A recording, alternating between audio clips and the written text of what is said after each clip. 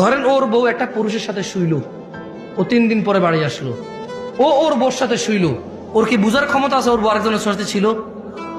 আরে জোরে জবাব দেন ভাই।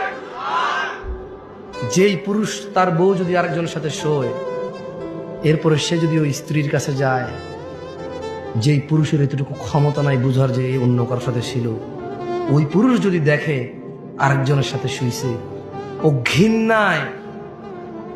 ঘৃণায় লজ্জায় রাগে ক্ষোভে দুঃখে ওকে পুরো পৃথিবীর বিনিময় দিলেও বলবো যে বউ আমি রাখবো না ভাই। যার ভিতরে ন্যূনতম লজ্জাবোধ আছে, গায়রাত আছে, গায়রাত মানে বুঝেন আত্মমর্যাদা, কি মর্যাদা, সে রাখবে না। তো বলবো যে ভাই এত কিছু জানি না, আমি জুলুমের শিকার হয়ে গেছি, ওর মোহর কত 20 লাখ, এ ভাই একটা কিডনি খুল লইয়া যায়, এটা সরা, দেখলে আমার মেজাজ গরম হয়। আল্লাহ এরকম বলবে। যার